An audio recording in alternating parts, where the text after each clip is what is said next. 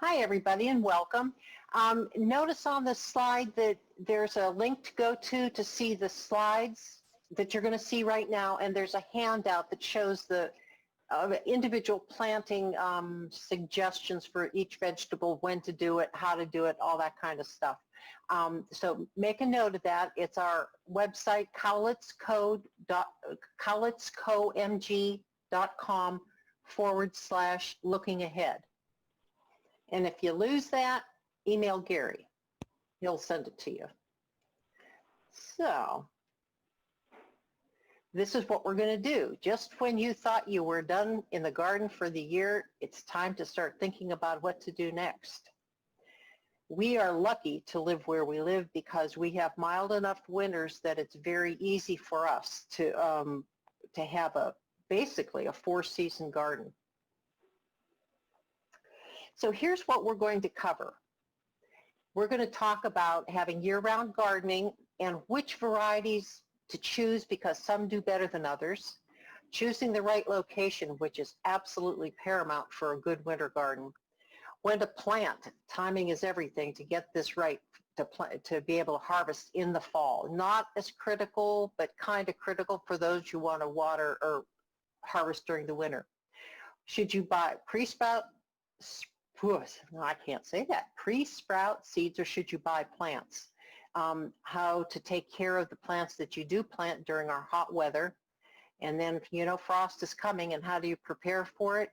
And how do you extend the season so it stays warmer inside their little cocoons for a little bit longer? Didn't load. Okay. So there are advantages of growing a winter garden. I mean, those are easy, right? It extends the growing season. You can have stuff all year long. One of the nice things is there are fewer insect pests. The things that bother, the aphids, they're just not around in the cold weather. Some of the other ones, too. The only exceptions are slugs are terrible in the wintertime. We'll have to take care of that. And you want to watch out for some of the root vegetable insects that eat on root vegetables, and that means you're not going to want to plant, for example, all the radishes and stuff in places where you've had radishes before. You're going to move them over to where the tomatoes were. They're not the same family. And the taste of some vegetables, especially like Brussels sprouts and some of the cabbage families are just exquisite. They get a little bit sweeter when they get a taste of frost. The disadvantages, you're limited to cool weather crops, and we'll talk about that. Our wet falls and winters, you've got to have very well-drained soil. If you don't, there are ways to get around it.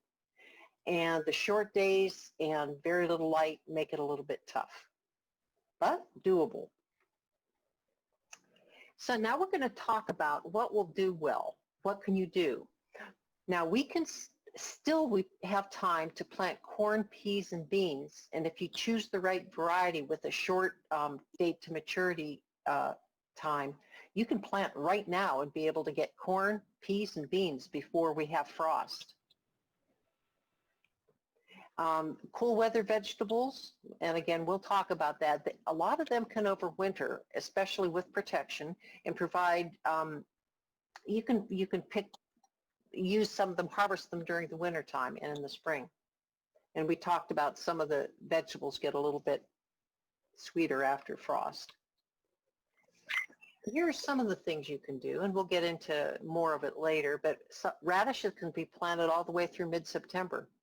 Now, I don't know what winter radishes are. I have never planted them, but I want to now that I look at that. Black Spanish varieties, it's still July technically, so we can plant them and harvest all winter. Leaf lettuce. Leaf lettuce is kind of amazing. You would think with the leaves being as fragile as they are that they wouldn't do well in frost, but they're actually hardy down to 20 degrees.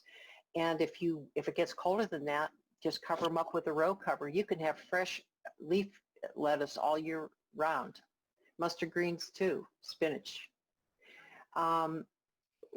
When you plant in mid-August, a lot of these things, when they're coming up, are going to need shade. So you've got room in your garden for them. You can plant them in the shade of something else that's growing there. Most of the root vegetables we have like beets and carrots. They can stay, and onions. Okay. Please, I don't know who's got their mic off, but please mute it. Um, unless you have a question, of course. Most root vegetables, the carrots and beets and onions and garlics, they can stay in the ground, and you can plan on harvesting them all by spring as you want to. But some of them, like the beets and the carrots, they'll bolt. The carrots, not so much. It takes a little more for them to bolt. Does anybody know what bolting means? Anybody want a chance to guess? Goes to seed? Yeah, it's right. It sends up a flower stalk, The flower and gets and bit.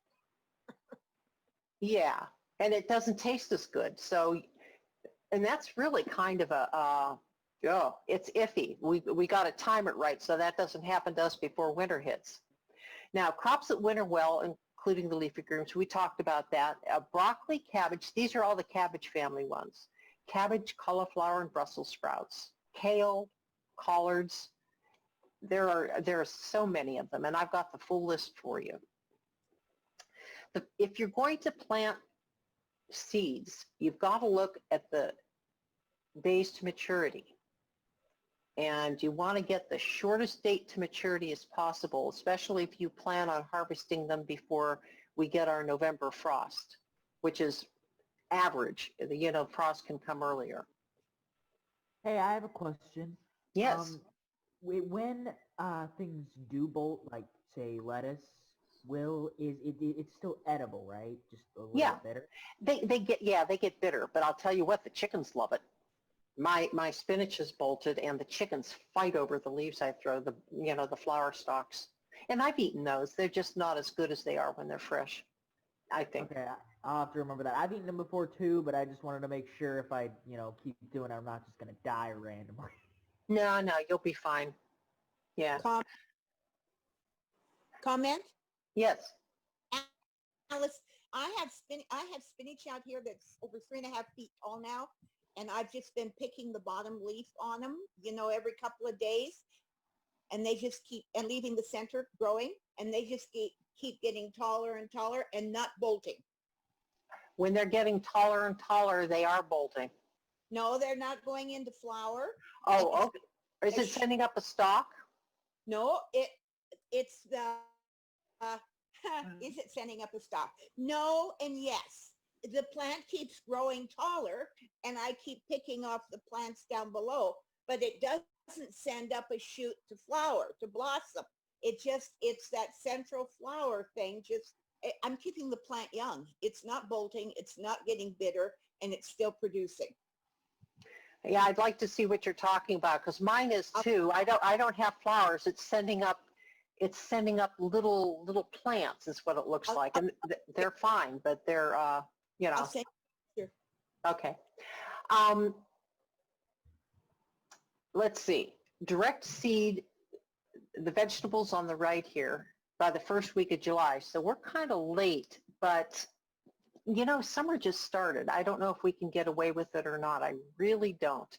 But you can transplant seedlings by August 1st. And you can go to the store. I know they're in Wilco. I haven't been out since, since I haven't been out since mid-March.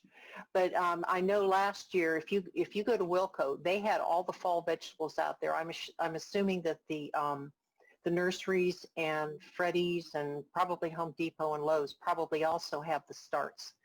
But you can plant those now, and you can not even by August 1st. The seedlings can wait a little bit for a lot of these. If protected, you can harvest most of these throughout the winter, like we said before. So why would you want to start from seed? Well, you can get an early start on the season, and the thing I think is most important, you can find plants that are specifically the seeds that are specifically hard to find. You can get in the catalogs and you see this really cool purple carrot that you've always wanted to plant. You're probably not going to find that as a plant start at Freddy's. And some of the hard to germinate seeds, it's better to start them inside. You can keep an eye on them. The other thing is plants won't have transplant shock if they're started by the seed in the soil where they're going to grow. And that can be a real consideration when it's hot out like it has been. Okay, why use transplants? The fun part is you can decide on your garden when you're out there shopping around. You know, you might find something that looks really good, something different, and you don't have to do all the pre-planting. And you don't have to fuss over seeds, which take a lot of time and care. And of course, there's a shorter time to harvest because you've cut out all that plant the seed, get it up to a certain point and let it grow time. Now here's the handout.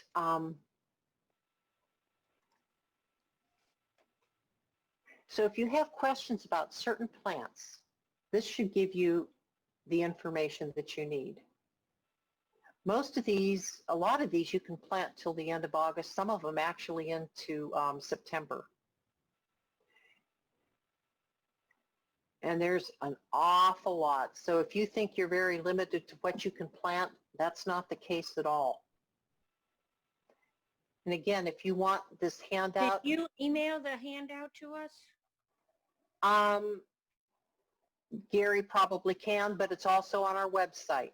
Oh, it is on the website. It is Okay. on the website, and you'll go to cowlitzcomg.com/looking ahead, and you'll be able to get this handout. And Okay. it'll probably answer all of your questions, you Great. know, as far as each plant goes. Okay, so let's go back.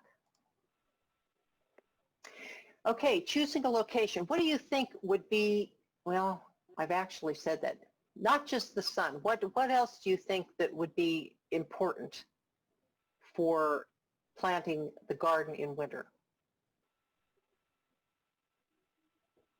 Where does the sun come from right now? Where's the sunniest part of your garden? It's South. not in, pardon? The In the south? south? Not yet. I mean, Oh. because the sun right now, you know, Both in is- June, it's up way up north, and right now it's probably due west. And come wintertime, when the sun sets, it's in the south. And you want to kind of get an idea of where the sun will be at that time of year, so that's where you plant your plants. I have a son who grows his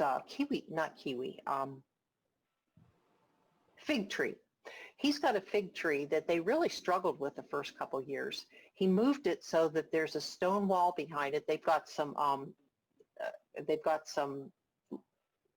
a stone wall there that's probably about 5 feet tall. He planted it right in front of that, and that thing has been producing like crazy because it likes the warmth, and it's like it's in a little oven all winter long with the reflective heat.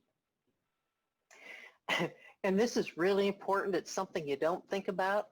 If you don't plant in a convenient location, there's no way you're going to want to be slugging through mud and rain all the way to the back part of your property to pick a couple leaves. You're just not going to do it. So get it up close to your house where you will be, you know, more likely to use what you're planting. And the other thing, and I touched upon that earlier, don't plant your plant in the same place where the same family was planted. And that's actually pretty good. That's called crop rotation. It's good advice for anything. You planted tomatoes this year, tomatoes, peppers, eggplants are all in the same family. Move them to another part of your garden and plant beans or peas in that area. The same with cabbage family plants, Brussels sprouts, kale. Move them all around. You can plant the cabbage and kale where the tomatoes were and like that, because some of the overwintering things in the soil, especially the wireworms and some of the other maggots, they can live in the soil and attack your plants during the winter time. So don't plant the same type of plant where the rest of the other family's been planted all summer. Am I explaining that well enough, or am I confusing people? Okay. No, it's good. It's You good. explained it beautifully. Okay, It was thanks. good. All good. Okay. Preparing the soil. Alice, This is, yes. question on location. Um, uh, um, can you, I don't know how to word it. Large okay. above ground planter. Like I have these huge pots that trees came in. And I'm curious, I mean, I can move those to be on the south side next to a foundation. I'm curious about the above ground part of it. You know, in the ground, the soil maintains warmth. Absolutely. What I would do, what they say to do with a lot of plants that you leave outside, you need to put your pot in a much larger pot and pack it with batting or straw because that gives extra insulation. Okay, I think, yeah, all right, thanks. That works. Okay, good drainage is essential. There's a picture up for those of you who are calling in of a drowned planting bed. It just looks terrible. Good drainage is essential. If you're not sure, there's a way to do a perk test, and that shows, and click on this link when you go if you're not sure about it. It's a very easy way to see how fast your soil drains. It gives you a step-by-step instructions of how to do it. And if you don't have good drainage, it'll tell you also how to amend the soil so that you will. Now, fertilizing, you can fertilize with compost or manure or small amounts of balanced fertilizer to increase the soil nutrients, but you don't want to do it late in the year. You don't want to do it like in late October, November, because what the nitrogen does is make the plant grow fresh new leaves, and those are much more prone to weather damage. So do it when you plant them. Keep an eye on them. If they need a little bit of something, put some compost or manure or some worm castings on them. That's kind of a slow release, and it won't bring on that big flush of growth, which makes them more prone to frost damage. May I ask a question? Sure.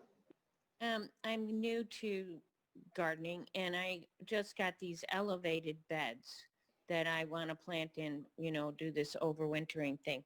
What kind of soil should I be putting in those elevated beds if it's a new product? So I don't have any soil ready, that I've already used. So what should I go and buy for that? Well, there's a couple things. How big are they? They're like 9 inches deep. They're tall, they're like 3 feet tall, but they're 9 inches deep, the planting area, and they're like 4 by 6. 9 inches deep. 2 feet wide and 4 feet long. Okay, you need about 14 inches deep. So you may want to dig up the bottom part of where your bed is to increase the depth. You know what I'm saying? Oh, these are elevated so that I can reach them, from standing up. But didn't you just say they were only 4 inches deep? No, they're 9 inches. The planting depth is 9 inches. And the guy told me that's what they typically are, 9 or 10 inches. Yeah, we like to give you more to give the roots more to grow, but we can work with that. Okay, there's a couple things you can do. Are they on the ground, or are they like something on legs? Yeah, they're on legs. Okay, gotcha. Okay, there are some packaged things that you can get, for example, at Wilco and Home Depot. It says raised bed mix. Okay. You can use those. There's since yours is small, you probably wouldn't be interested in this, but you can buy it bulk from a couple different places. There's a place up in Castle Rock called Four Corners that sells an everything mix, which is economical, but it's not packaged. So Okay. if yours is small, get the packaged mix, I would say. Okay. Thank you. Mm-hmm. You're welcome. So here's the deal. For spring and overwintering plants, you've got to time the things that you're growing so that they're established. They're putting out new growth, but they aren't starting to, really put out growth really fast. You wouldn't have wanted to start these in June, because by now they would be producing and they would be bolting by the time winter came. If you do it right, they're growing. They're probably about, well, you know what they're going to be, but they don't have any fruit yet, The thing is, toward the and the trick is, in the fall, everything slows down. As it gets cooler, plants don't grow as fast. You saw that when you planted your gardens this spring. Things just kind of sat there when it was cold. You had them planted, but they didn't do much. And that's what happens in the fall too. And when there's less than 10 hours of daylight, it pretty much stops. So there is a formula to use. I don't know if that's the next slide or the slide after. No, it's a couple down there. So if you plant too soon, the heat might damage it, or it'll mature faster than you want. And some will do better when they're planted and harvested in the right time frame. For example, if you started corn or bean or peas now, you could probably harvest them before the frost hit. And this is our average frost date. So by the end of the month, we have had frost. But the average frost date is November 3rd, and that's probably your safest bet. So there's like 2 weeks, the first freezing weather. They can usually handle 32 degrees, 30 degrees if you cover them with a row cover or something. So even tomatoes, if you cover them, I was harvesting tomatoes into November because I had actually closer to December. They just weren't ready. They weren't even ready for me to bring into the house to warm up yet, or to ripen. They had to be on a little bit longer to get to that point. So covering does work, but still you want to take that into consideration. And here's how you do that. You look at charts, or you look at the seed packet or the plant label that you pick up at the store for information. Add 2 weeks to the dates to maturity, because it's going to be slow. Growth is going to be slower. So that, I think I showed you beans at the beginning. It said it was 58 days to maturity. You would have to add 2 to 3 weeks to that to give you an idea of when if you wanted to get that out before frost hits, you would add, I didn't do the math, I should have, add 14 to 21 days to that 58 days and back up from November 3rd. If it's frost tender like tomatoes, plan to harvest 2 weeks prior to harvest, or plan on covering them on the nights when it's going to get really chilly. So the bottom line for frost tender vegetables, you need to add 4 dates, 4 weeks to the date to maturity if you're going to plant it, take them out, harvest them 2 weeks prior to the frost date. For the cold crops, the challenge is to get them to mature but not bolting stage, so that you can use them all winter. So if you're going to seed, there are a couple tricks you can do. And this can take 5 days off the harvesting calculation if you kind of pre-sprout them.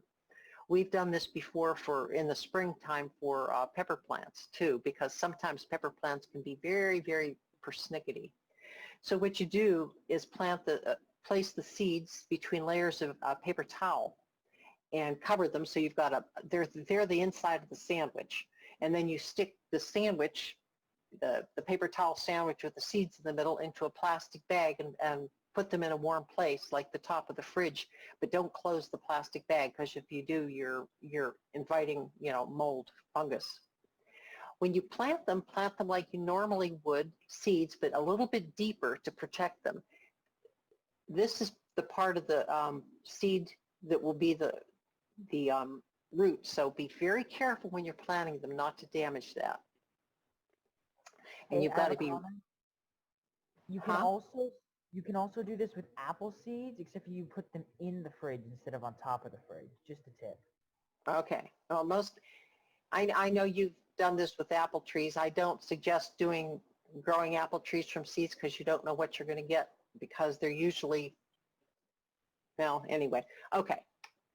So early care, the most important thing for seedlings, especially this time of year, is don't let them dry out. Can you imagine having seedlings in the soil over the last 2 days we've had? You're going to have to be really careful about keeping them watered. You might have to cover them with a row cover. And I didn't know what a row cover is. I'm going to show you in the next couple slides what they are.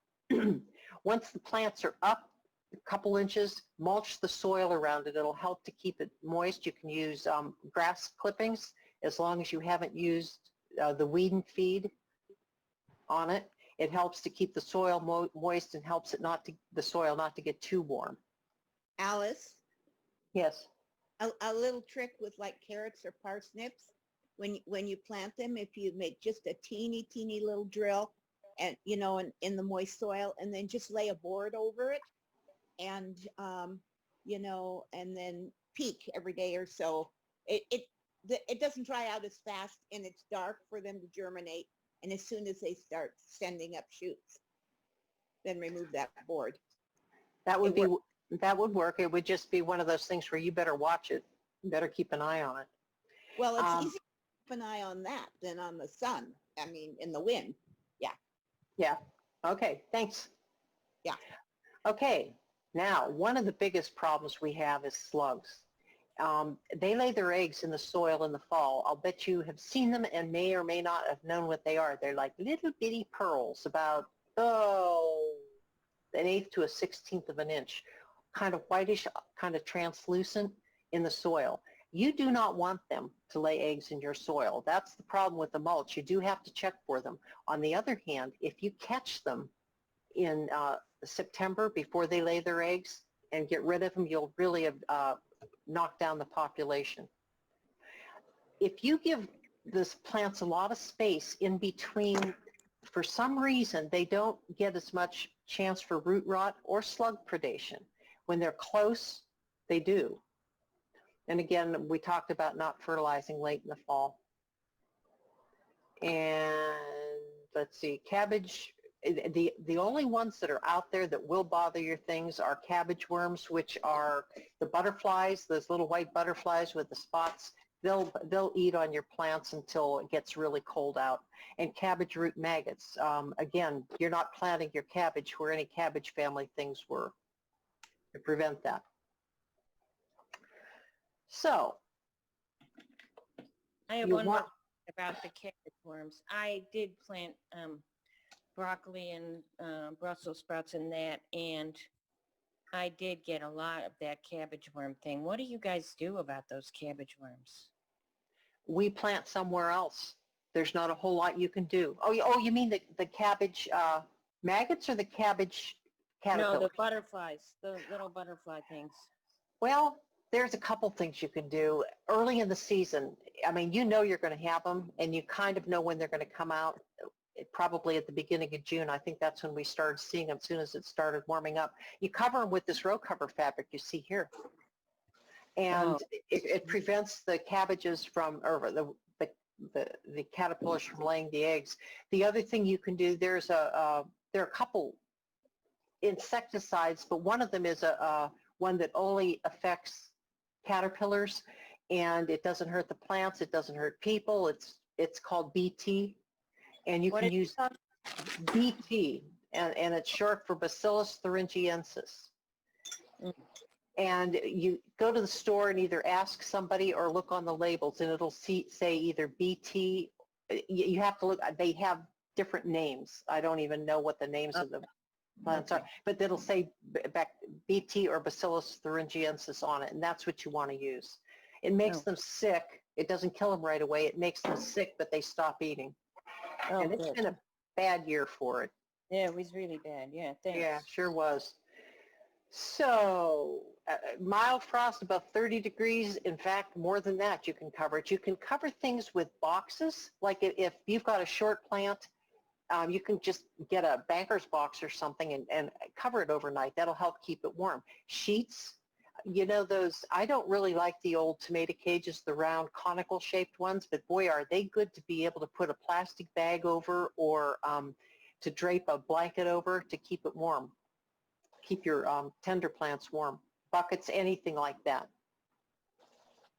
And here's some examples, and Art is going to talk about this next week, extending the growing season. There are a lot of ways you can do this, and to protect some of your plants over the winter time so that they won't get, if we have a really, really hard frost, like, every once in a while we have 5 or 6 days of zero weather, this will help protect it.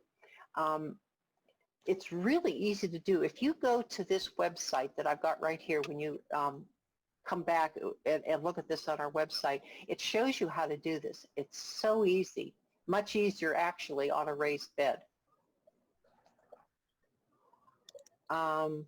This is a cloche. and it's basically a shell, like a upside down shell over top of it. You can also use a milk jug that you've cut the bottom out of. It works the same way. And here are the resources that you'll be able to access when you get on the website and